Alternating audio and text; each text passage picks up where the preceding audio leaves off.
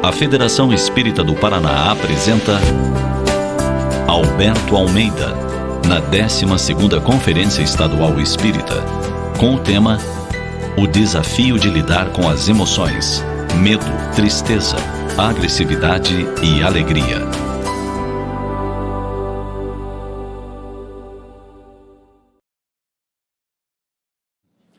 Queridos amigos, um abraço da Castanheira do Pará, na Araucária. Queremos acolher com ternura a possibilidade de compartilharmos algumas reflexões em torno de uma temática muito importante. Ora direis ouvir estrelas, certo perdeste o senso. Eu vos direi, no entanto, que para ouvi-las, muita vez desperto, e abro as janelas, pálido de espanto, e conversamos a noite inteira enquanto a Via Láctea, como um palho aberto, cintila, e ao vir do sol, saudoso em pranto, ainda as procuro pelo seu deserto. Translocado amigo, que conversas com elas? Que sentido tem o que dizem quando estão contigo? Direi, amai para entendê-las, pois só quem ama pode ter ouvido capaz de ouvir e entender estrelas. Efetivamente, as nossas relações são estelares. Elas se reportam ao desafio da possibilidade do encontro, mediado naturalmente por recursos, competências, habilidades, que vamos estruturando a pouco e pouco para viabilizar esse movimento de constelação na Terra, de estrelas que se mergulham em corpos físicos e se manifestam, trazendo naturalmente as dificuldades, as limitações que o nível evolutivo e o processo reencarnatório implica. E naturalmente, nesse avanço desafiador, nós somos chamados a fazermos um exercício de competência para lograrmos estabelecer a superação de nós mesmos, os desencontros, a fim de efetivarmos encontros e reencontros, dando espaço para que a planificação vá se assenhoreando da nossa intimidade e o mundo vá se beneficiando das nossas contribuições, ainda que singelas.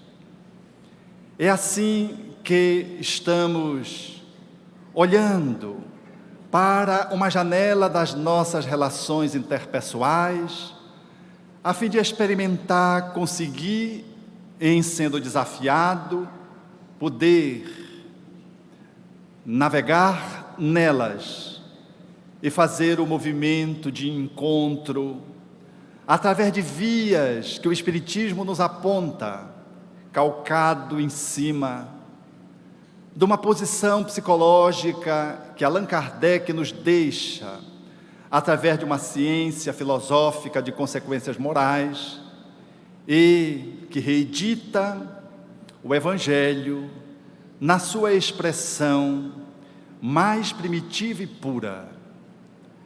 Para podermos viabilizar isso, temos que entrever relações que são mediadas por emoções.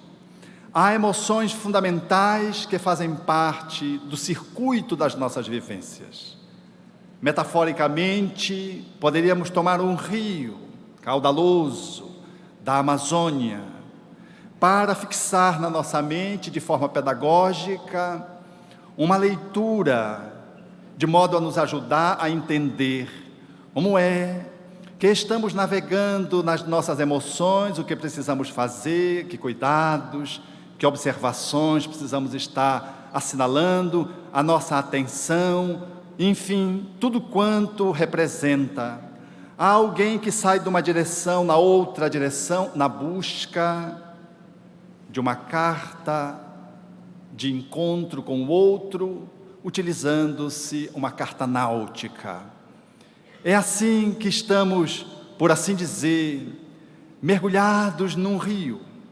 Esse rio, ele está configurado num grande leito, cujas margens recebem, de acordo com o seu nível, aqui e acolá, a água, que traduz de modo excelente o que as nossas emoções fazem quando, circulando no contexto do nosso ser, elas são energias que fluem.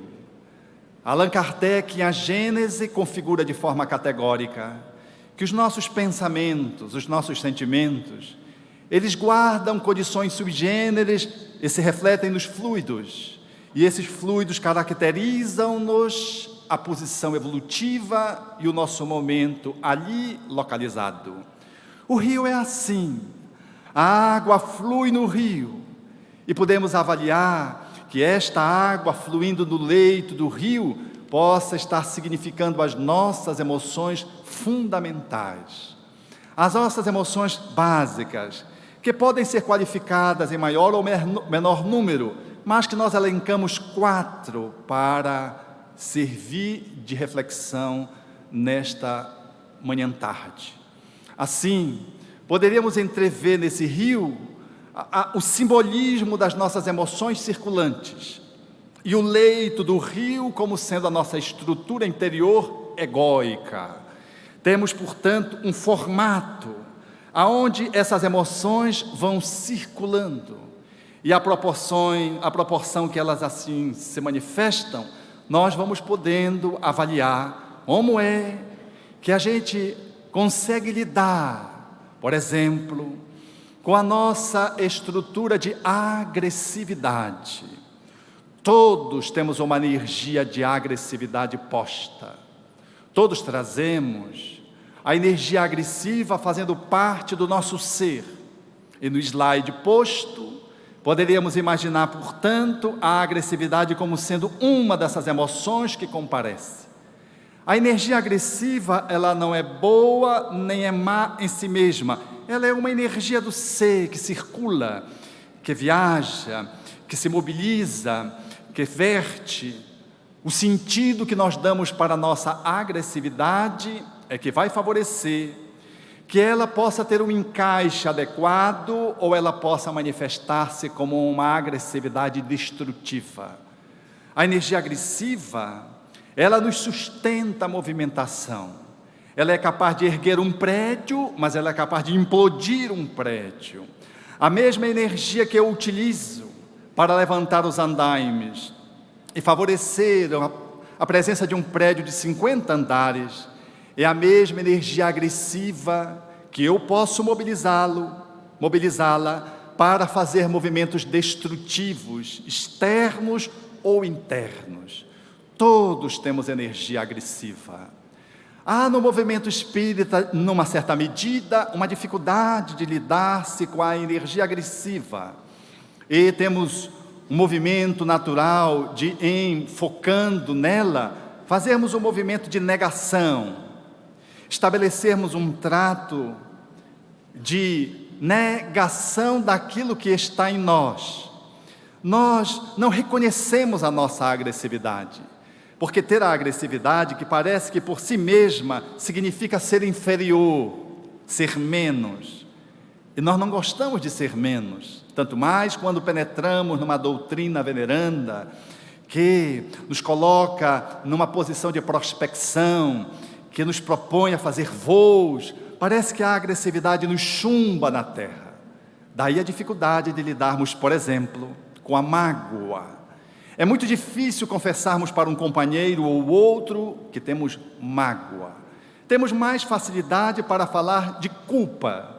Falamos da nossa culpa, Mas a mágoa temos um certo pudor, que faz parte de uma cultura que não acolhe a agressividade como parte do nosso processo existencial, do espírito que está reencarnado. Essa agressividade, ela se remonta, se reflete a partir de toda a nossa ancestralidade. Nós somos egressos de um processo multimilenário, do qual a agressividade é uma das emoções que compareceu, favorecendo a nossa sobrevivência. E sem ela, não daríamos conta de termos vencido as intempéries, de conseguirmos estabelecer a caça, de nos reunirmos em grupo, de fazermos os nossos primeiros instrumentos de defesa quanto à agressão da natureza. Nós não conseguiríamos, portanto, no termo nos sobreposto às nossas limitações, não fosse essa agressividade primitiva colocada nos homens que estão iniciando a dinâmica da evolução do espírito na faixa da simplicidade e da ignorância. A experiência de estarmos na primitividade, num planeta primitivo, ela necessariamente traz a agressividade como um tom, como uma pulsão. Todos nós a temos. E à medida que vamos avançando, essa agressividade vai ganhando novos formatos, novos desenhos, novos coloridos, dependendo da forma como nós lidamos com ela. E assim, se eu aceito a culpa, é difícil aceitar a mágoa. É possível que você volte para casa ensimesmado porque agrediu alguém, disse uma palavra ferina no centro espírita, no trabalho. E se for no centro espírita, você talvez seja capaz até de telefonar pedindo desculpa, em algumas ocorrências. Mas se você está magoado, é difícil você confessar para os familiares, por exemplo, ou um telefonema ser viabilizado para dizer da sua mágoa. Parece que isso significa que você está obsediado. E se você assumir, o seu nome vai para a lista da vibração nas reuniões de desobsessão. E aí a gente fica com medo de ser excluído do grupo. A necessidade de pertencimento, ela faz com que a gente negue às vezes para nós mesmos que estamos magoados. E seria muito mais razoável poder lidar com a agressividade se pudéssemos fazer um contato com o companheiro, na relação com a qual nós nos sentimos feridos, magoados. Mas nós não nos sentimos muito incentivados a isso. A agressividade está posta em todos nós enquanto adultos e temos muita dificuldade de lidar com ela. Mas a dificuldade, ela não se mostra na mágoa sutil que ninguém viu, apenas aquele que te conhece bem, que percebeu que você ficou vermelho de raiva, ou ficou lívido diante de uma fala que lhe tocou o orgulho. A esposa, por exemplo, deu-se conta e disse: meu bem está magoado. Aí ela disse: vai sobrar para mim, porque a esposa sempre pensa que vai sobrar um segundo tempo, uma segunda etapa para ela. Ou filho, com maior argúcia, habituado a conviver com o pai, ele sabe quando o pai fica encolerizado por dentro, muito embora ele afivele na face um sorriso, como se nada estivesse acontecendo com ele. Mas quando entra no carro ou no ônibus, já há a identificação de que ele está magoado, porque ele simplesmente fica calado, ou então ele destrambelha a falar, ou ela, se for a mãe, e o filho confirma, o parceiro ou a parceira confirma de que o cônjuge está magoado. E esse processo, ele é melhor dado, mais ou menos, se a família já tem um espaço construído para trabalhar a mágoa.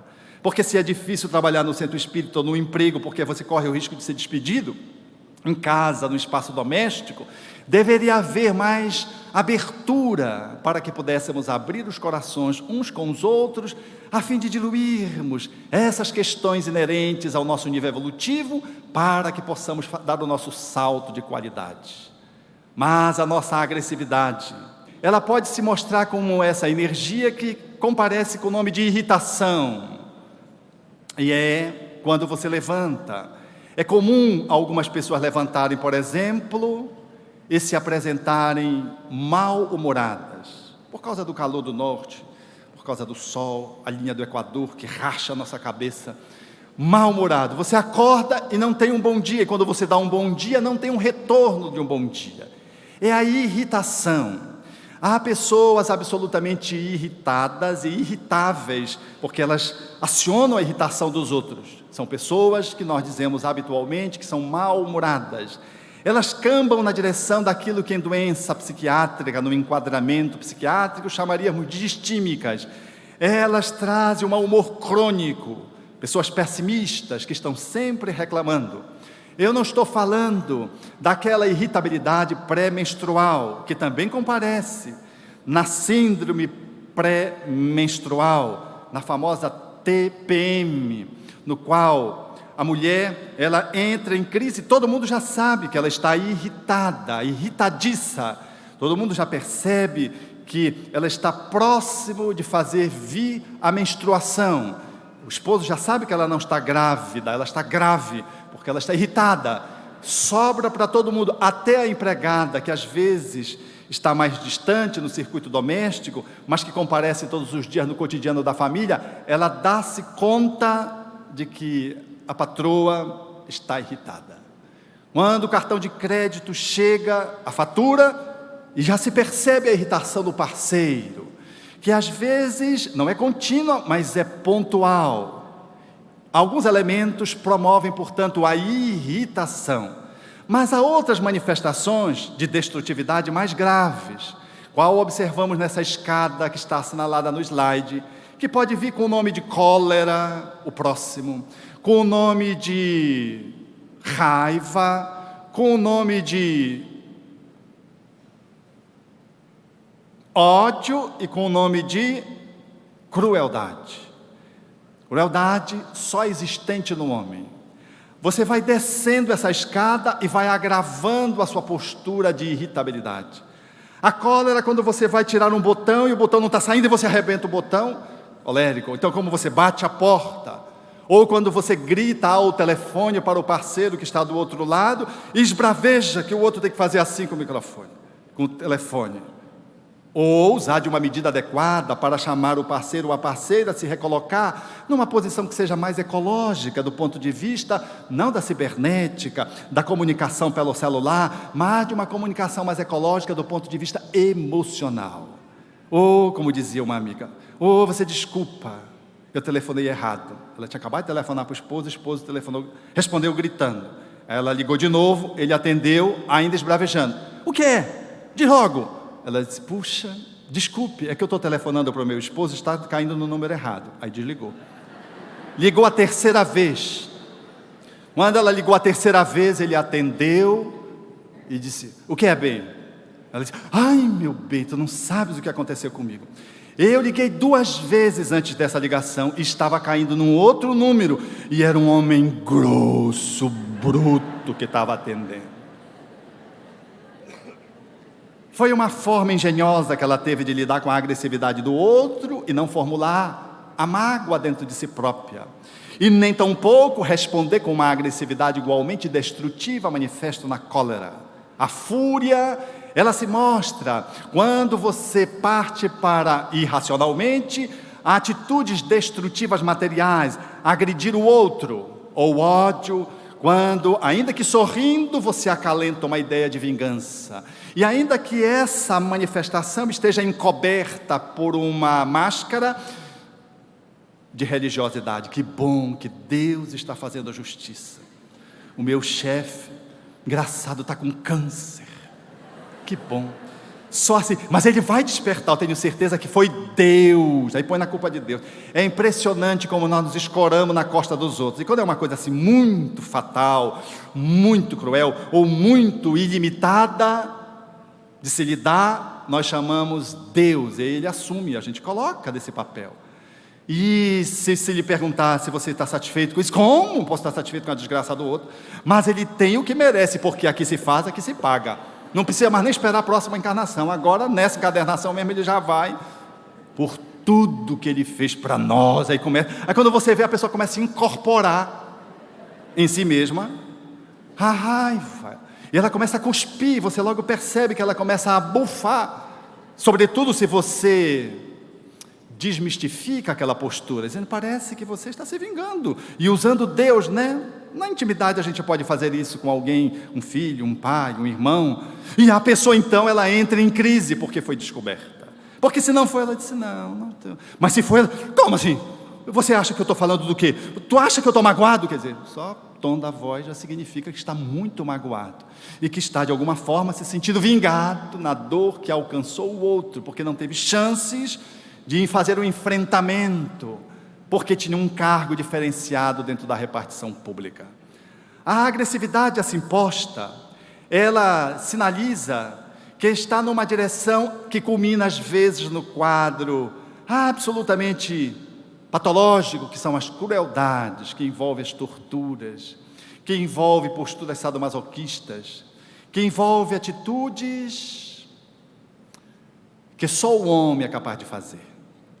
Mas a agressividade, para poder se lidar com ela, é necessário reconhecer essa agressividade na nossa intimidade e avaliar de que ela é o resultado de uma história, mas não só uma história de descendência da qual somos originários, num processo multimilenário, aonde vamos trazendo mediante o acervo de experiências acumuladas, e atavicamente trazemos essa agressividade mais ou menos destrambelhada, mas e sobretudo também pelo enquadramento educativo familiar, que nos trata a agressividade de uma forma a permitir que nós nos eduquemos lidando com essa emoção, ou que possamos lidar com esta possibilidade energética de uma forma destrutiva, com esse quanto que está dentro de nós, de conteúdo do espírito, de uma forma mais adequada ou completamente inadequada.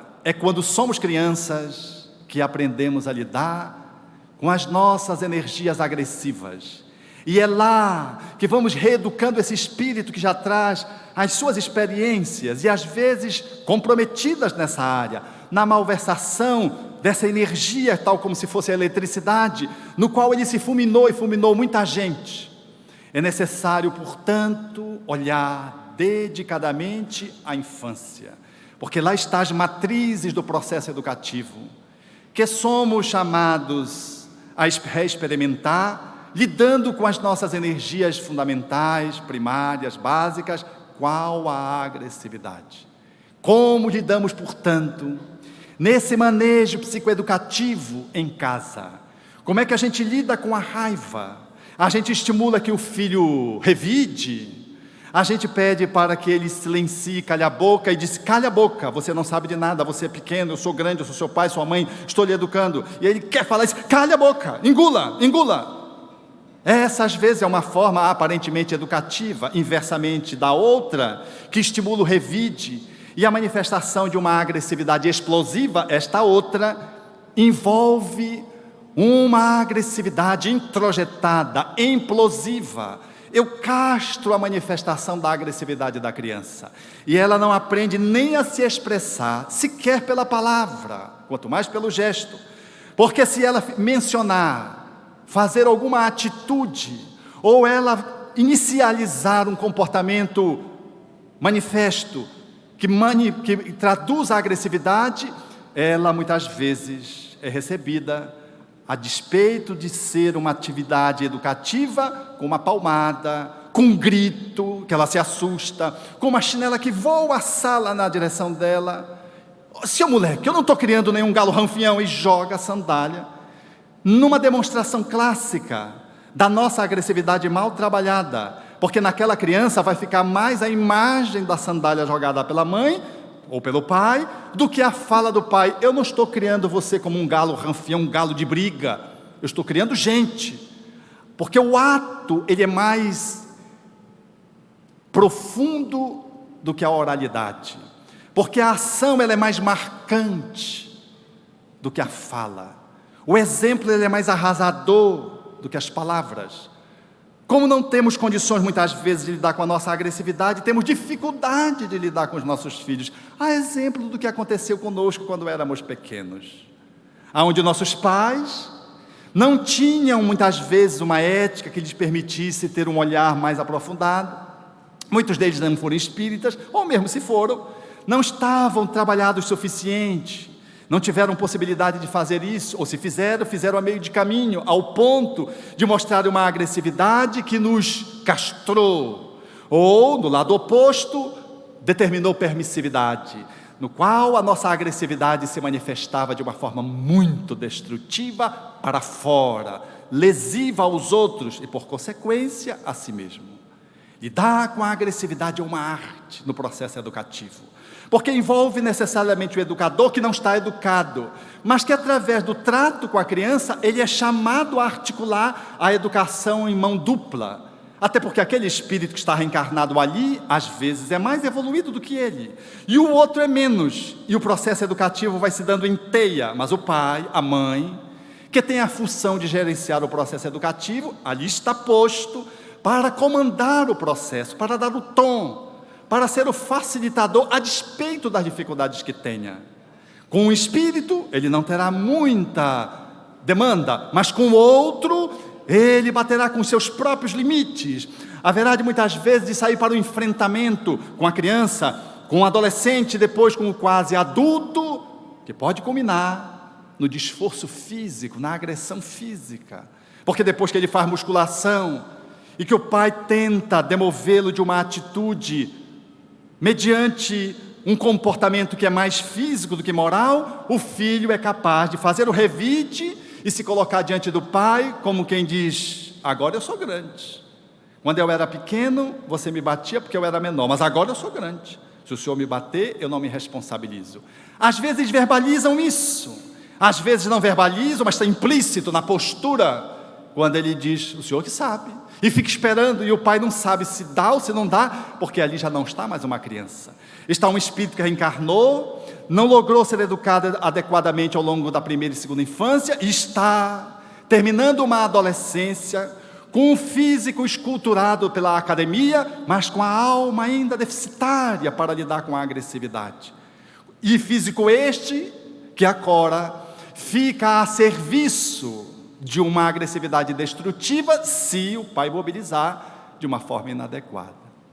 Educar a criança, educando-nos, talvez seja uma das possibilidades de reescrevermos a nossa história de adultos, desde a fala que é exagerada, agressiva, até o gesto de esbofetear, por exemplo, o guidão do carro, a de gritar com o outro que deu uma fechada em você, até a forma de falar com um garçom ou com uma empregada. Conhecemos uma pessoa no trato com aquele que é menor. Quando você é agressivo com o garçom e trata com desprestígio, isso é uma energia agressiva que você está fazendo, valendo-se da autoridade, para oprimi-lo. Às vezes é escrachado e às vezes é sutil. Como eu vivi uma experiência dessa ordem, nessa posição de uma agressividade destrutiva, numa pizzaria. Eu estava na pizzaria com a minha parceira, comendo uma pizza e pedi pizza portuguesa. Ela pediu a metade, primeiro amor. E quando veio, eu olhei e não vi a pizza portuguesa. E eu disse: cadê a pizza portuguesa? Ele disse: essa aí. Eu digo: não, essa aqui não é. Ele disse: não é. E aí eu comecei, como bom expositor espírita, a usar a fala. Eu comecei a desqualificá-lo. Eu disse: então essa é uma pizza portuguesa muito michuruca, porque aonde está o tomate? Aonde está a cebola? Aonde está o ovo? E comecei a esmagá-lo verbalmente. E ele silencioso. E eu, na minha indignação, que pensava que era justa, fui. Aí ele serviu a minha esposa. Quando ele foi me servir, ele disse: qual é o que o senhor quer? Portuguesa? Ou a primeira amor? Eu digo: essa michuruca daqui. Assim, Aí ele saiu. A minha esposa disse assim: você leu o cardápio? Eu não tinha lido o cardápio.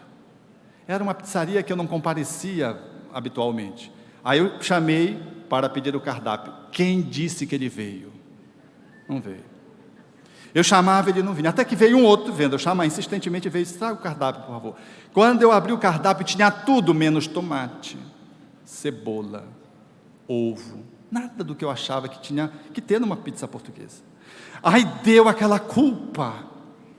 Expositor espírita com culpa é uma coisa muito interessante. Vocês precisam ver como é. A gente fica muito bem. A gente não consegue comer, não começa a mastigar e fica inquieto. Parece que tem formiga Aí eu fazia assim para ele: quem disse que ele vinha? Meus amigos, nem na hora da conta ele veio, não veio mais. Aí eu olhei para minha esposa e disse: eu não vou dormir com essa, eu vou ter que resolver essa questão hoje. No esforço que o Espiritismo nos confere, temos que estar lidando com as nossas dificuldades no cotidiano, e eu tinha que enfrentar essa situação decisivamente, para poder merecer a posição de espírita, aquele que se esforça, e para ter uma noite agradável, porque já não dá mais para dormir quando a gente se comporta fazendo essas tolices. Aí eu levantei e procurei, ele estava num outro compartimento que estava com ar-condicionado, ar refrigerado. Eu fui, e quando chegou lá nele, eu bati assim no ombro dele. Ele era uma pessoa baixa, ele se virou, eu estendi a mão para ele e disse: eu quero lhe pedir desculpa, porque eu fui muito grosseiro com o senhor. Ele me olhou, apertou a minha mão, sacudiu como se quase arrancasse meu braço e disse assim: eu lhe perdoo. Eu não pedi perdão, eu pedi desculpa. Perdão é uma coisa grande, desculpa é uma coisa pequena. Eu não tinha magoado ele profundamente, eu tinha apenas feito um arranhãozinho. Eu fiquei assustado quando ele disse, e abriu um sorriso. E eu saí fechando as minhas reflexões internas. Quantas vezes nós, na nossa agressividade destrutiva, com uma palavra, com um gesto, com uma atitude, com um silêncio, porque o silêncio queima que nem o fogo, o frio, ele estabelece lesões corporais, do ponto de vista físico, que nem o fogo. A nossa agressividade, ela pode ser lesiva, seja numa fala, à semelhança de um punhal, mas seja no enregelamento com que tu esmagas um filho, uma parceira, um vizinho. E eu disse: meu bem, você não sabe. Ele estava muito magoado comigo. O que ele ia fazer com a esposa? O que a esposa ia fazer com o filho? O que o filho ia fazer com o cachorro? Porque é assim que vai a agressividade. Ela vai, você vai passando, e sobra sempre para o menor. Numa casa, quando tem cachorro ou gato, é para o animal que vai sofrer as consequências finais de uma agressividade mal gerida ou mal gerenciada. A agressividade, portanto, é uma possibilidade que temos que chamar para nos educarmos adultos e aprendermos a lidar quando somos pequenos, em nos educando ou educando os nossos filhos. Em sendo educados na condição de jovens ou de crianças, ou de educadores como adultos em eterna e perene autoeducação. Por isso, vamos avaliar a agressividade. Nem deixá-la saltitar como um cavalo selvagem sem peias, nem tampouco estabelecer de tal modo o cerceamento do cavalo, entrincheirando-o dentro de um espaço exíguo, onde ele não possa se movimentar. A agressividade, ela precisa fluir, e precisamos dar os parâmetros para que ela possa ter a sua movimentação no circuito da nossa alma, sem lesar a nós mesmos e sem lesar o outro. Então, é na infância que vamos aprender a lidar com a agressividade. Do mesmo jeito, o medo. O medo é uma experiência que faz parte do nosso circuito interior, emocional, afetivo. Todos temos medo. Se eu disser assim para vocês, meus amigos, eu tive uma evidência, e ao mesmo tempo uma evidência profética que vai se realizar daqui a 1 minuto, que esse andaime todo vai cair, eu duvido que vocês ficassem, se eu fosse Divaldo Franco, ficassem sentados. Vocês iam levantar, iam esquecer de bolsa, vocês iam sair correndo. Quando chegasse lá fora, a minha esposa, e lembrava da esposa, só lá fora. A sogra ia deixar de propósito, se você não tem um bom relacionamento, mas a esposa, você ia se arrepender. Alguns iriam se arrepender até do filho, porque iriam esquecer o filho, como aconteceu com a minha querida e generosa mãe, que é um espírito refinado, mas que ficou surpreendido quando, diante do animal que se despencou, que era um touro, que se despencou correndo na direção dela, ela pegou, graças a Deus que foi o meu irmão, não fui eu, pegou e botou na frente dela, para se defender do touro. O touro não achou uma coisa assim muito interessante, desviou e foi embora. E quando ela olhou que ela usou o filho mais velho, o seu primeiro filho, portanto, como um airbag, ela entrou em crise, que eu acho que na próxima encadernação ela vai limpar isso, essa culpa. É o medo, todos temos medo, todos. Não receemos dizer que temos medo. Uma das grandes dificuldades de lidar com as nossas emoções básicas é fazer o reconhecimento de que a temos. Vamos legitimar a nossa emoção para que eu possa ter o domínio sobre ela. O medo é uma dessas expressões que precisa receber esse delicado trato que se estrutura dentro de processos que trazemos de outras vidas, ou dentro de processos mal educativos dessa existência, que se instalam no nosso psiquismo, como diz Joana de Ângeles, através dos contos, das lendas, das histórias horripilantes, com que controlamos a criança. Vá para ali, vai ver se o homem de saco não vai te pegar. Aí a criança não vai mais na porta, aí a gente, não, agora ele não vai ser mais atropelado, porque eu disse que o homem do saco vai pegar. Ele vai continuar sendo ensacado a vida inteira, não com medo do homem do saco, porque depois ele cresce, mas fica com medos, outros derivados daquele medo básico do homem do saco, com que você ameaçava se ele fosse no pátio, se ele fosse para fora da casa, além do portão de entrada. Essa forma repressiva de lidar com medo, instalando outro medo maior. Esse modo de controlar descontrolado, que tem respostas imediatas, fantásticas, mas que deixam sequelas às vezes, que vai para uma outra vida. Todos temos medo. E precisamos aprender a lidar com eles, reconhecendo de que, como os espíritos disseram a Allan Kardec em A Lei de Conservação, faz parte da nossa estrutura o instinto de preservação, que gera os medos. O medo não é ruim, como a agressividade em si mesma não é ruim. Depende da forma como eu manejo a agressividade.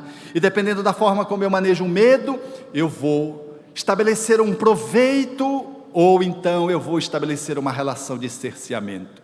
Se o medo me congela e me impede de fazer movimentos para o qual eu já posso fazer, isso é negativo. Mas se eu, desprovido de medo, assumir uma posição temerária, corro o risco de cair de um prédio. Se sem ter medos, se tendo medo, instinto de conservação, a gente vê o pessoal andando, às vezes, fazendo malabarismo, sem rede de proteção, fazendo esportes radicais, sem às vezes um suporte adequado. O que não diria se Deus não nos colocasse um instinto de preservação?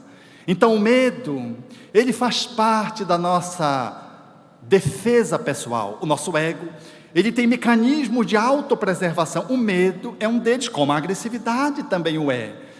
Manejando o medo, nós vamos, portanto, aprender a lidar, preservando a nossa vida e avançando, se sabemos fazer o trato deste medo.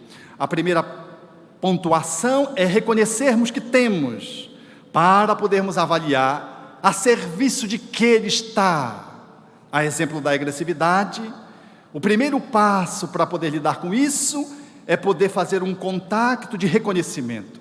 O segundo passo é poder autorizar-nos a poder estar sentindo o medo, ou sentindo aquela energia agressiva que se mostra na direção da cólera, expandida ou concentrada, como coloca o Espírito Hahnemann em um Evangelho segundo o Espiritismo, nos chamando à necessidade do processo autoeducativo. Temos assim que olhar e avaliar o que é que nós fazemos com os nossos medos. Resultado de uma baixa autoestima, porque a infância, ela é a grande gerenciadora de múltiplos medos. É verdade que alguns deles vêm de outras vidas, encarnações passadas, mas outros tantos que nós engendramos no aqui e no agora, através de uma educação extremamente punitiva, da violência doméstica, através da violência com a criança, que gera-lhe, portanto, uma personalidade insegura enquanto criança. O espírito avança para a adolescência, manifestando baixa autoestima, e será sempre um adulto covarde, medroso, com dificuldade de assumir pequenas posições de superação, porque estará sempre com o freio de mão puxado. Não consegue ir adiante. Aquele mecanismo de defesa está posto para ele, em razão de uma educação inadequada, de uma forma muito deficitária. Ele vale-se de muletas quando ele já pode jogar uma delas, ou ainda anda na cadeira de roda quando ele já pode andar de muletas. Ele se fixa na cadeira de roda, na sua insegurança, e não consegue dar um passo adiante. No estudo, no relacionamento conjugal, no centro espírita, ele já está pronto para iniciar, por exemplo, a coordenação de um grupo sistematizado, a atividade do passe, ou da mediunidade, ou então da fala, no campo da exposição doutrinária, mas ele sempre se sente inseguro e não consegue dar nenhum passo adiante. E retarda, e está sempre se aprontando melhor, se equipando melhor. A gente percebe que ali tem uma personalidade que está pronta, mas está congelada pelo medo, que não deixa ele ir adiante. Todos temos medo, absolutamente todos. A gente supera o medo e surge um outro mais refinado. A gente supera a cama, que nos retém por necessidade de sobrevivência, comparativamente aqui, na análise do mecanismo de defesa, e vai para a cadeira de rodas. Depois a gente sai da cadeira de rodas e vai para a muleta. Depois joga a muleta e fica na bengala. Depois a gente substitui a muleta do medo da bengala e joga para longe e começa a andar sem muletas. Nós vamos, portanto, fazendo substituições, e os nossos medos, eles vão ficando menos primários, mais refinados, à medida que o nosso espírito vai avançando em coragem. Como diz o codificador e o Evangelho segundo o Espiritismo, fazendo menção à fala de Jesus. Assim, nós vamos aos poucos aprendendo a superar aquilo que pode ser um medo, mas aquilo que pode ser um processo fóbico, que é um medo que se exagera, que faz o processo do congelamento, que me impede de raciocinar, que me paralisa, que me cristaliza posições afetivas, emocionais, psicológicas, que todos podemos ter. Fobias é um agravamento do medo.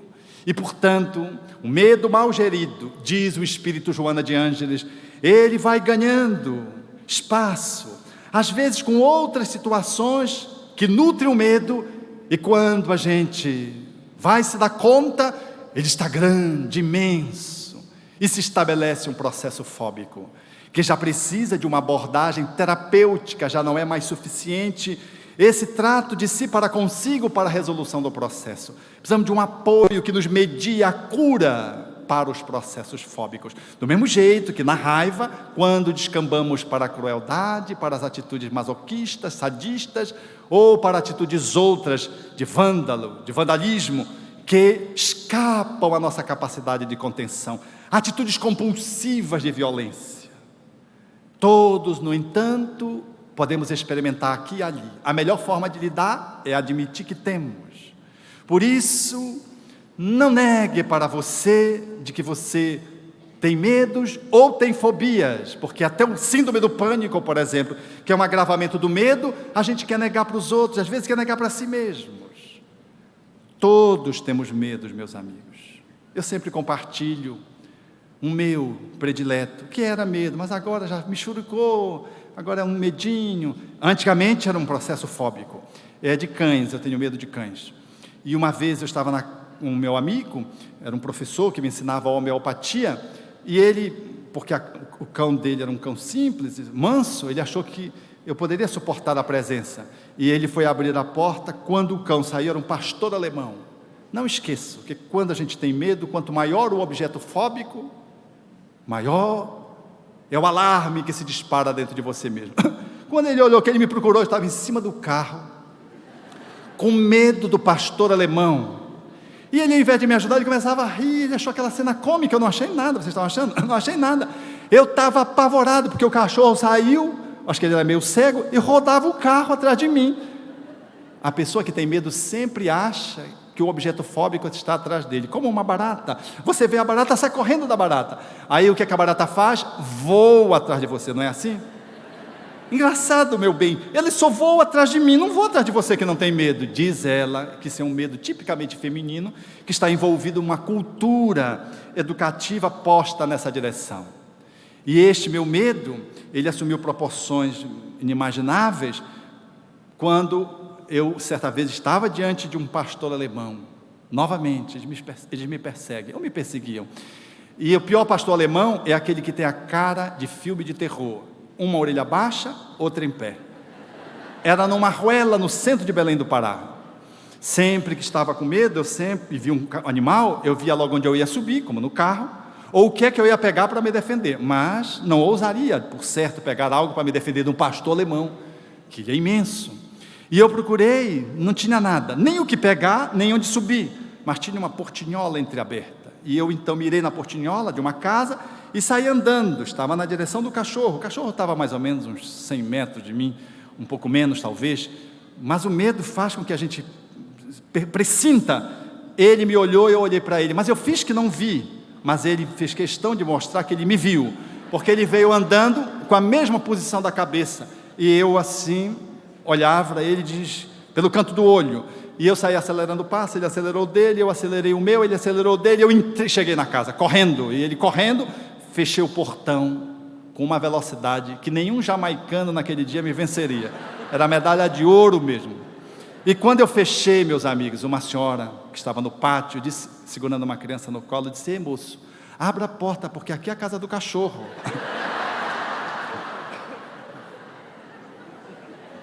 O cachorro estava com medo de mim, mas o meu medo dele era tanto maior que o medo dele de mim, que eu cheguei primeiro. Agora vocês imaginem eu ter que deixar o cachorro entrar.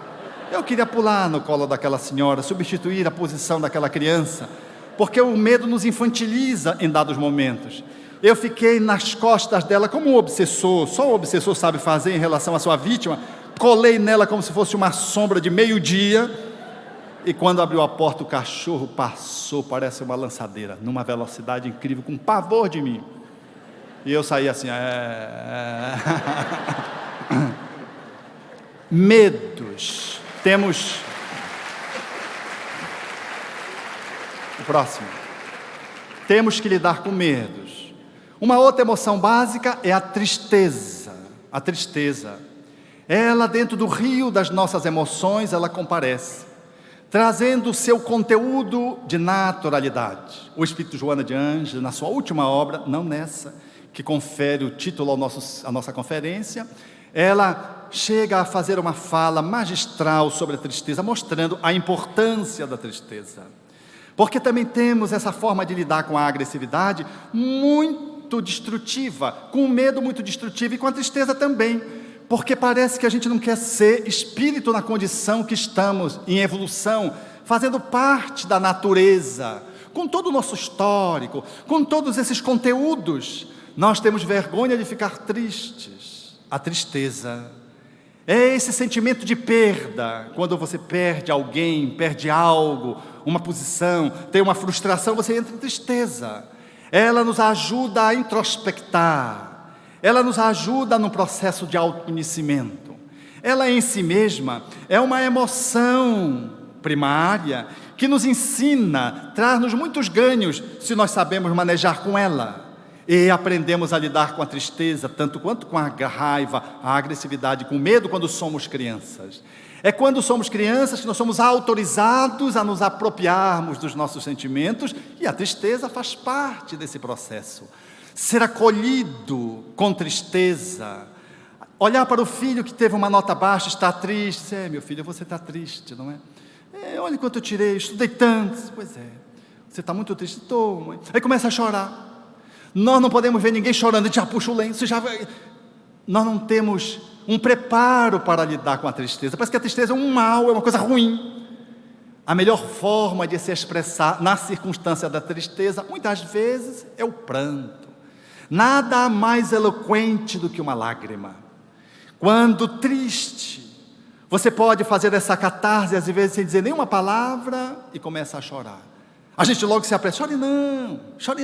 Olha lá os nordestinos que falam assim, chore não.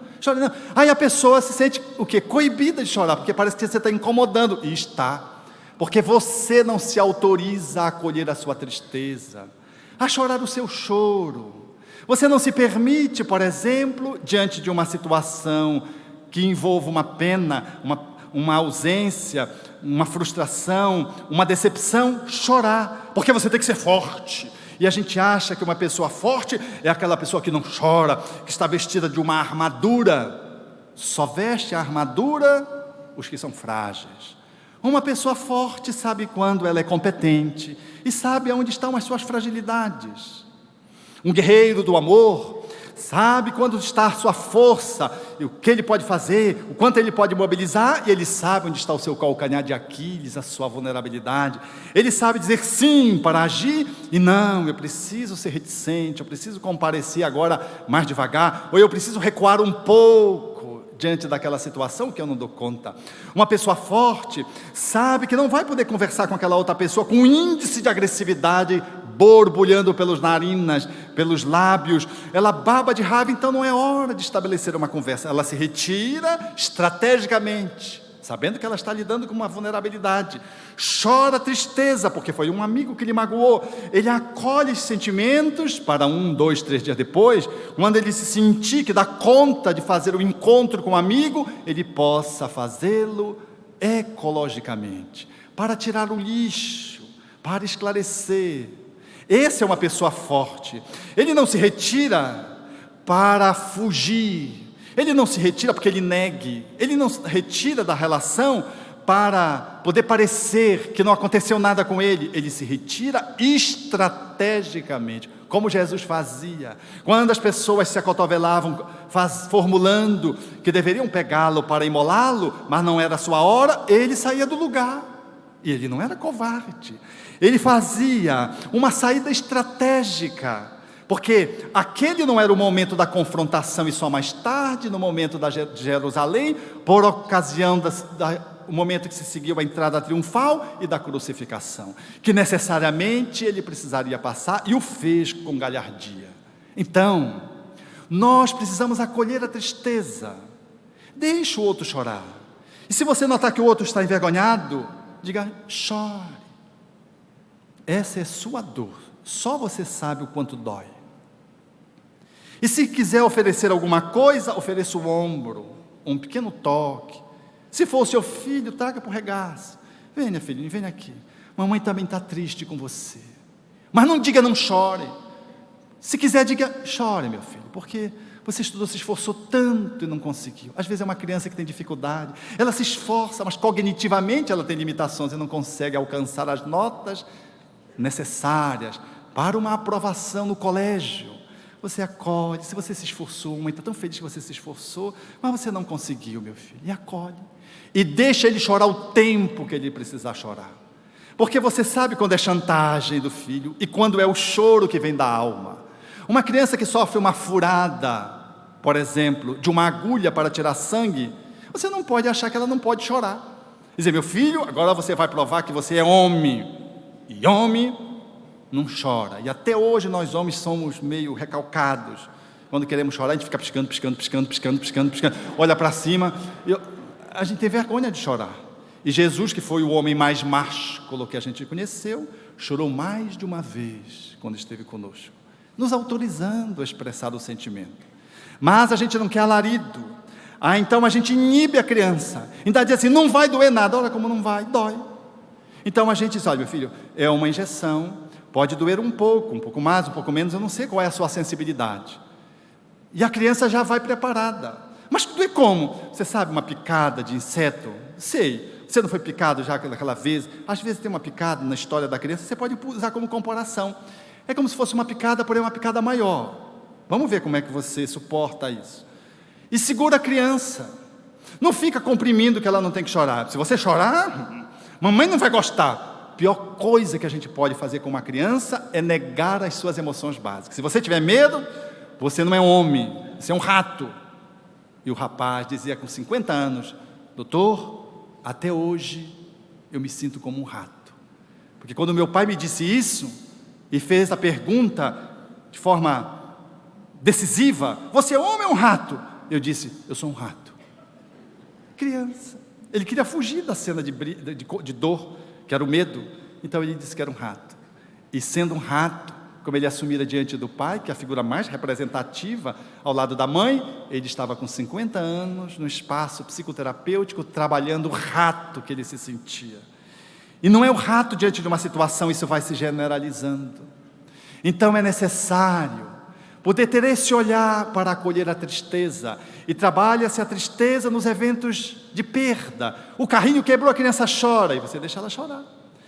gastou o carrinho, ou então ela quebrou. Eu disse, meu filho, você quebrou, faz múltiplos aprendizados. Você ficou com raiva, jogou o carrinho no chão, o carrinho quebrou. Aí ela chora, pensa, pois é, meu filho, agora não dá. Eu vou tentar consertar, mas você quebrou, quebrou. Não, eu queria outro. Ah, meu filho, não tem outro. Porque se for um pai que não tem a medida do senso das proporções, o que é que ele faz? Compro para você amanhã, não chore mais, não chore mais. Às vezes é para se ver livre do choro. Todo pai tem que ouvir choro. Faz bem para o fígado. É necessário acolhermos o choro da criança. Então nós não podemos logo silenciar com uma chantagem e dando um carro, não, custa tão barato. Não é o custo pecuniário, é o processo educativo que está em jogo. Não é um tanto amoedado, é o que aquilo vai fazer no psiquismo da criança para sempre. Então esse pai, ele vai deixar a criança chorar, e a criança chora e ele deixa ela chorar. E ela chora e roda ali, berra, vai berrar. Diz, meu filho, infelizmente, papai não pode fazer nada. E quando eu vou ter outros? Ah, vamos programar, quando tivermos dinheiro para comprar outro. Ele precisa saber dessas coisas, nós precisamos já antenando a criança para o mundo real. E não silenciar. E se a avó quiser trazer o carrinho, não, mas vovó dá. A gente dá uma segurada na avó nesse momento, para poder não interromper o processo educativo. E se ela o fizer às escondidas, tudo bem, foi a avó, mas ficou a nossa fala, e ficou a nossa reflexão. Nós precisamos acolher, porque nós não conseguimos tratar dos assuntos que envolvem tristeza. Por exemplo, morte. Imagine você num banquete em casa, você puxa o assunto, papai, vamos conversar sobre morte. É um assunto proibido, porque ninguém conversa sobre morte. Mas e sobre desencarnação? Nem desencarnação. Meu filho, por favor, não traga esse assunto, isso não é hora. Você vai fazer mal para a digestão. Há assuntos que são proibidos.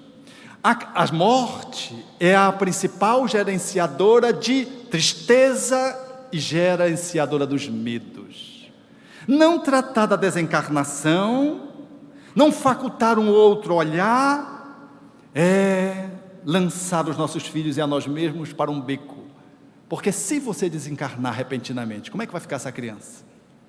Quantas pessoas eu acompanho psicoterapeuticamente, porque não estavam preparados para uma perda repentina de alguém significativamente posto na sua vida, um filho, um pai, especialmente essas duas posições.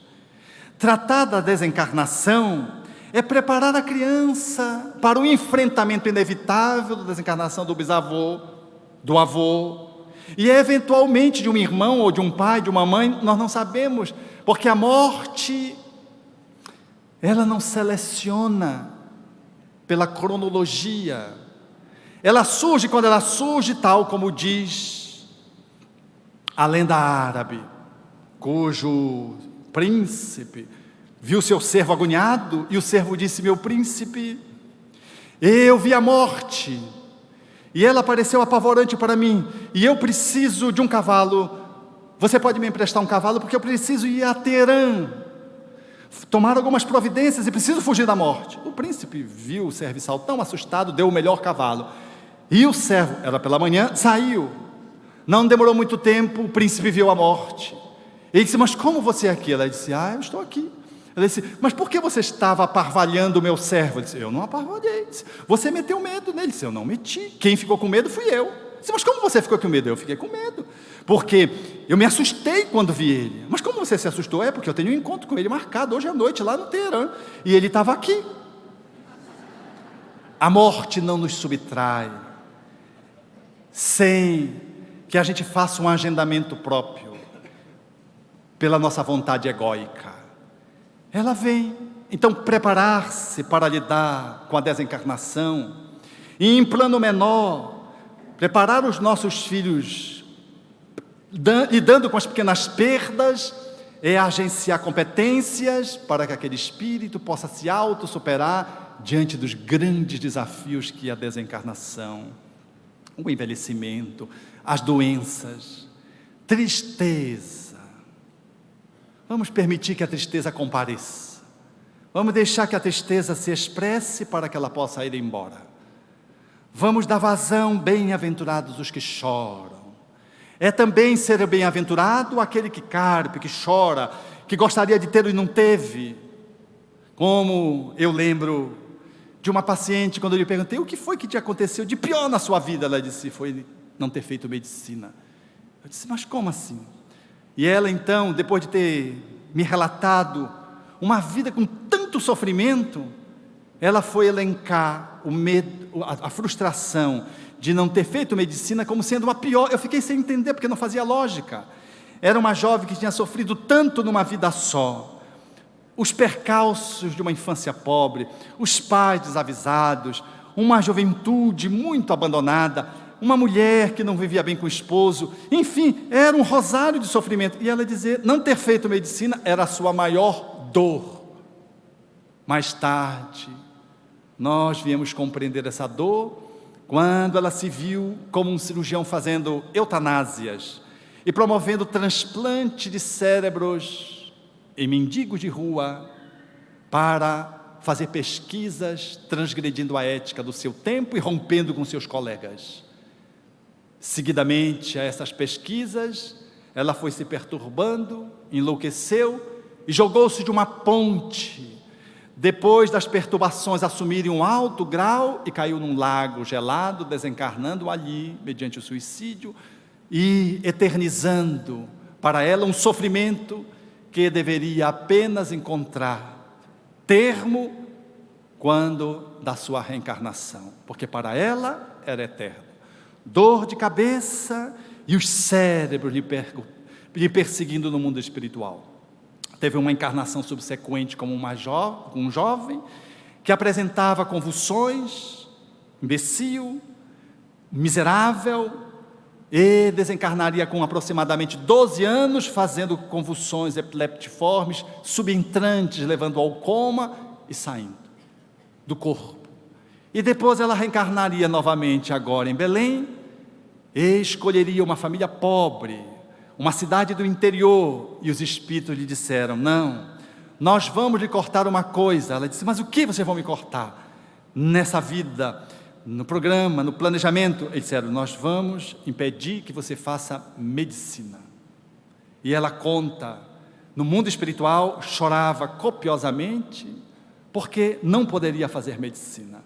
Era necessário que se lhe subtraísse. Nasceu pobre, com dor de cabeça, uma enxaqueca que precisava ser medicada continuamente, e viveu uma vida inteira com enxaqueca, até que pôde submeter a uma prática diferenciada quando frequentou a casa espírita, adentrou-se a possibilidade de mais tarde ser uma aplicadora de passe, e depois, mediante a mediunidade de efeitos físicos, contribuindo para a saúde dos outros. E, com a ajuda psicoterapêutica, ela foi desativando alguns núcleos, e o processo da enxaqueca grave passou a ser apenas uma cefaleia episódica. Mas, diria ela, a minha frustração está mais tarde, quando ela reconheceu que um dos seus colegas do colegial avançou, fez medicina e se transformou no maior cirurgião pediátrico, de um estado outro para o qual ele se mudou depois de fazer especialização em São Paulo. Era uma mão de ouro, e ela reconheceu o seu companheiro de trabalho naquela outra vida, que divergiu dela no momento em que ela seguiu o caminho da eutanásia e ele não. E agora ela experimentava essa frustração de não conseguir fazer medicina e ver o colega nos altiplanos daquilo que era o seu maior sonho. Tristeza, medo, a agressividade e a alegria. No rio da vida, nós trazemos essas 4 emoções fundamentais, porque também a alegria nós temos dificuldade de cultivá-la.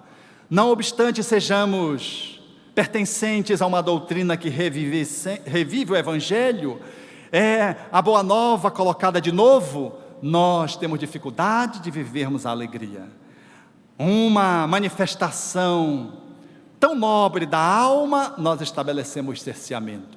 Há pessoas que quando riem põem a mão na boca e viram para baixo, como se fosse falta de pudor. Há pessoas que nunca riem, quando riem, os dentes não aparecem, porque prendem o sorriso. decorrente de uma educação às vezes muito cerceadora, muito riso, pouco siso. Está rindo muito, hein? Vai chorar. Nós vamos aprendendo que ser alegre é correr riscos. Tanto é que às vezes quando a gente está muito alegre, ai meu Deus, o que vai acontecer de mal? Estou muito alegre. Isso é uma superstição, uma crendice posto na alma em função de uma má educação.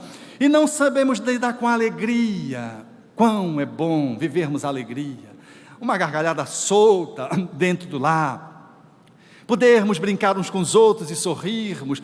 Uma risada dobrada, que às vezes faz os outros sorrirem. A minha parceira é assim, quando nós vamos para um filme de comicidade, eu rio dela, não rio da comicidade, porque ela ri só de bobagem, mas a risada dela é tão engraçada que ela ri sozinha no cinema.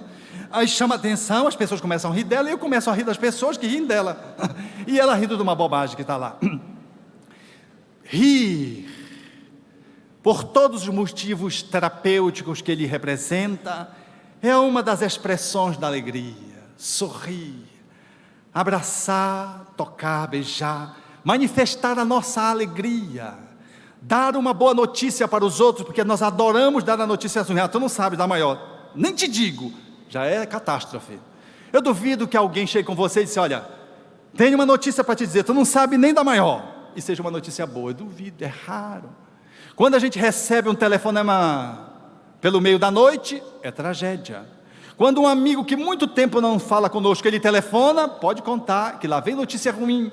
É difícil alguém mandar um telegrama, um e-mail, um telefonema despropositado, num dia não convencional, que possa representar, eu me lembrei de você, estou tão alegre, queria compartilhar com você. A gente vai ficar meio assim, esse cara não está funcionando bem, poxa, telefonar essa hora, porque era 11 horas da noite, porque está alegre, porque lembrou de mim, acho que ele está com algum problema psicológico. Nós é que estamos, que não conseguimos acolher a alegria do outro. São as emoções fundamentais, que vibram na nossa estrutura de personalidade, no ego. O ego é aquela estrutura emocional, cujo leito representa do rio, que o nosso espírito assume a cada reencarnação um ego novo. Essas emoções circulam, se elas estão sendo bem trabalhadas egoicamente, elas fluem. Mas se elas estão sendo trabalhadas inadequadamente, elas congelam. E um rio congelado, ele não experimenta navegabilidade. Ou se esse rio, nós no rio, caminhamos para a margem, nós experimentamos a ameaça do encalhamento.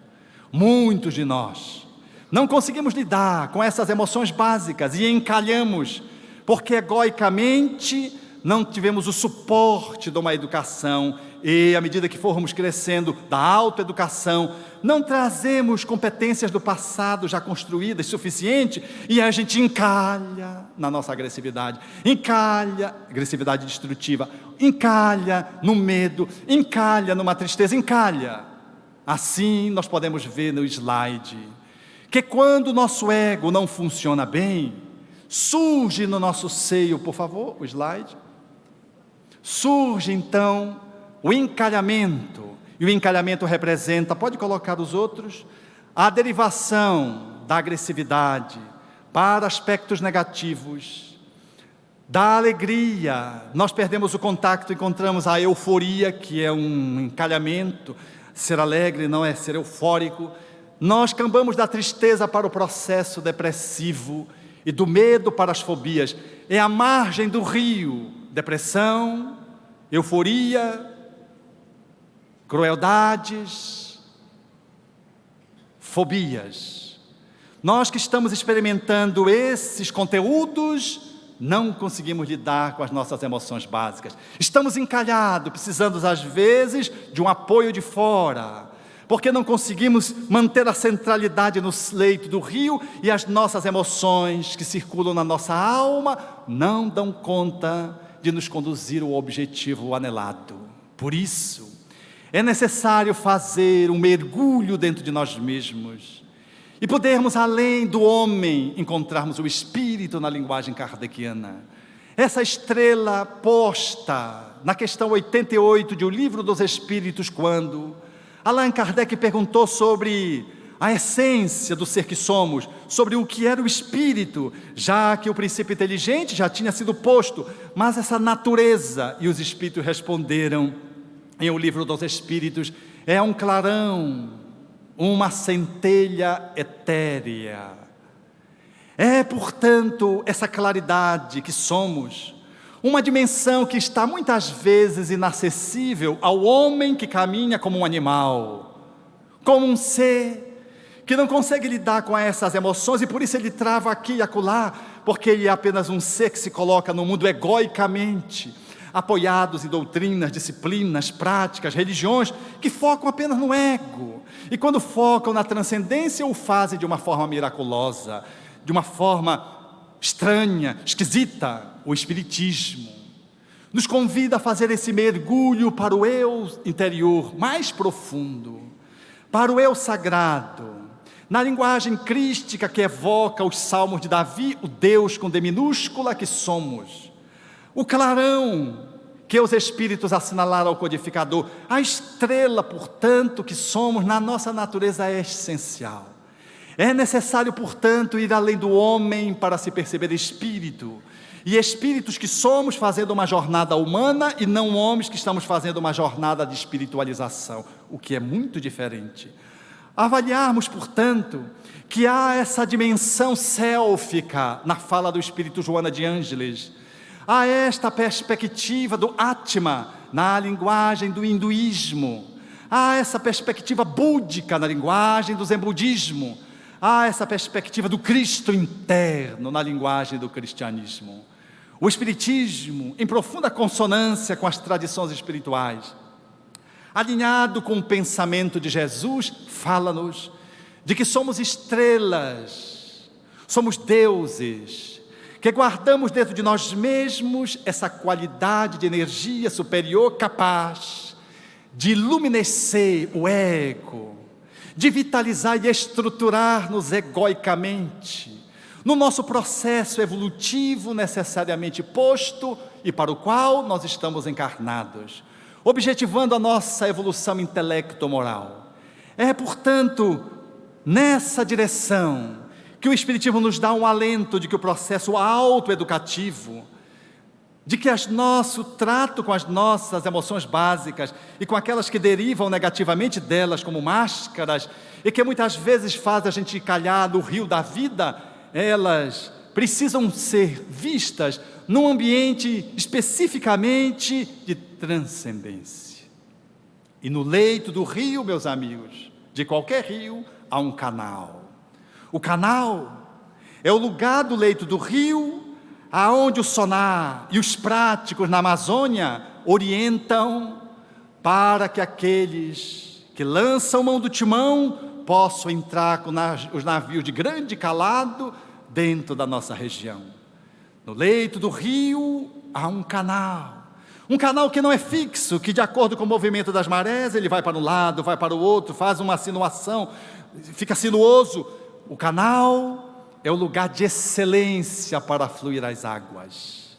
O canal, nessa metáfora que estamos utilizando, é a amorosidade, é o eu, é a excelência da dimensão do espírito clarificador que somos, é o Deus que estabelece-se dentro de nós mesmos e que às vezes precisa ser despertado.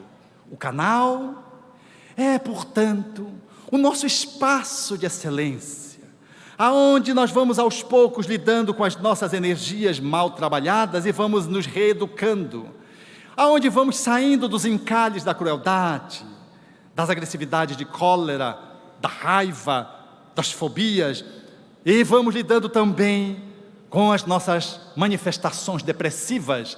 Mas mais do que isso, é no canal que nós lidamos egoicamente com as nossas emoções básicas, estimulado pelo self, pelo eu superior, pelo Deus que somos, pelo Cristo interno, nós aprendemos a lidar com as emoções básicas e somos capazes de fazer, conforme o slide propõe, a transformação do medo em prudência, em cautela, a transformação da tristeza em interiorização, introspecção, meditação, a transformação da agressividade em ação lúcida, caridade na linguagem espírita, a transformação das nossas manifestações da alegria e entusiasmo.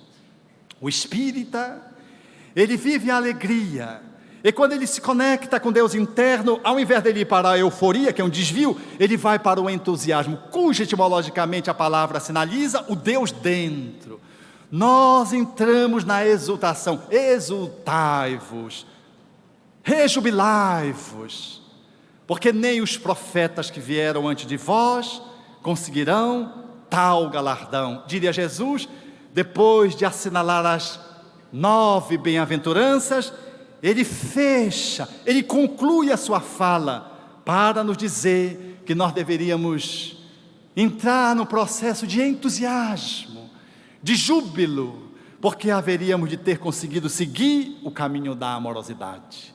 É, portanto, lidando com essa excelência do que somos, que vamos transmutando os nossos medos e vamos crescendo com Ele. Vamos transmutando a nossa tristeza e ao invés de ir para a depressão, nós vamos aprendendo mais sobre nós mesmos, estabelecendo processos mais introspectivos, processos de escanear a nossa própria alma, no recolhimento necessário, no afastamento do barulho. É através desse encaixe novo que o nosso ego vai aprendendo a lidar com a nossa agressividade e a gente silencia aquele tigre que quer pular na jugular do outro. Quantas vezes querem pular na jugular do outro? Ou então nós somos acionados para sairmos daquela posição covarde, ocuparmos o nosso espaço sem tirar o espaço de ninguém, usando, portanto, adequadamente a nossa agressividade para o trabalho, para os mutirões, porque é também a agressividade que vitaliza todas as nossas atividades enobrecedoras. É impossível o estoicismo sem a energia agressiva, positivamente posta, estar alimentando. Mas é impossível o estoicismo se o ego não estiver ancorado, apoiado no Deus que somos. O Espiritismo, portanto, ele nos convida desafiadoramente a fazermos esse grande mergulho interno, irmos além do homem que somos, da personalidade, da máscara, do ego, para avançarmos para a nossa natureza essencial e de excelência, e podermos pela oração, pelos esforços repetitivos no bem, pela atitude da meditação, pelo recolhimento no processo da introspecção, pelo exercício da amorosidade nas diversas manifestações que as virtudes nos proporcionam, avançar na conexão interna, e em nos conectando conosco mesmos, podermos experimentar a saída de um estado psicológico para outro, lembrando a fala de Jesus, quando assinalava aquele que era o fariseu de má vida, era o sepulcro caiado, que Jesus mesmo tinha desmistificado aquela postura de falsa virtude, tinha denunciado a hipocrisia com a sua agressividade, manifestando a sua energia amorosa. Ele haveria no outro momento de docilidade, sem descambar para a permissividade, dizer: o reino dos céus está dentro de vós, para um fariseu, mostrando que o eu superior se nos habita, de que além da maldade está o bem e a bondade, de que além do medo, da agressividade e de todas as manifestações mascaradas que as nossas emoções básicas podem assumir quando não são bem tratadas, há um Deus que dorme, que somos, portanto, pessoas num movimento de deificação, de cristificação. Basta que façamos uma menção de movimento, a mais desafiadora que se tem notícia, é o autoencontro, o mergulho dentro de si próprio, para podermos avaliar de que ninguém é absolutamente mal, como muitas vezes nós qualificamos os outros, ou como às vezes nós nos conceituamos, de que nós somos seres em evolução, fazendo uma viagem, e nessa viagem, na conta de estrelas que nos encontramos, num exercício de conhecimento para o despertamento da nossa claridade interna, o nosso ego vai se sentindo apoiado, e nós vamos nos educando gradualmente, lidando com as nossas emoções fundamentais e transformando-as, refinando-as e fazendo o nosso aprendizado, tanto mais quanto mais amamos. E quanto mais amamos, significa que estamos no leito do rio, mas no canal, fluindo com velocidade para alcançar os nossos objetivos. As margens estão distantes, o processo de encalhe não se fará. E, seguindo esse caminho, ainda temos à nossa frente uma estrela que cintila, que deixou as suas marcas na terra para que não pudéssemos pretextar solidão. Foi o Cristo, o homem que conseguiu conjugar as virtudes com maestria.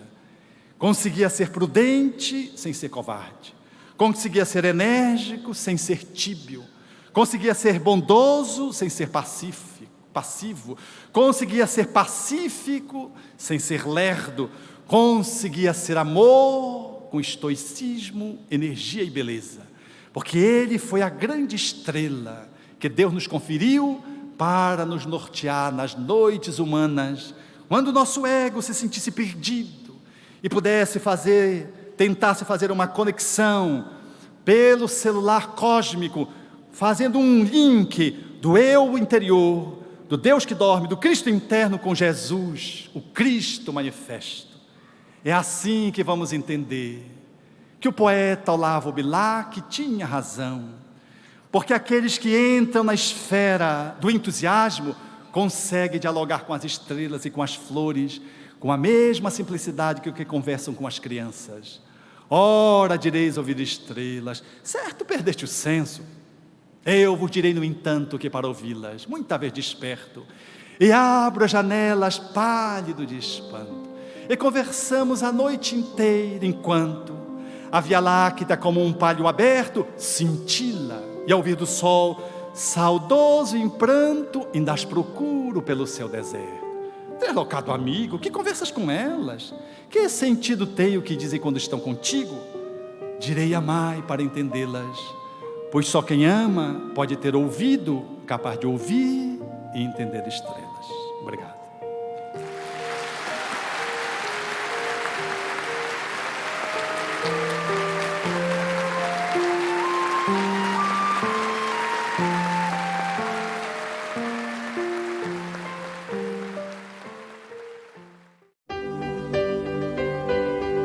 A Federação Espírita do Paraná apresentou a 12ª Conferência Estadual Espírita, que abordou o tema Vida, Desafios e Soluções. Obrigado a todos.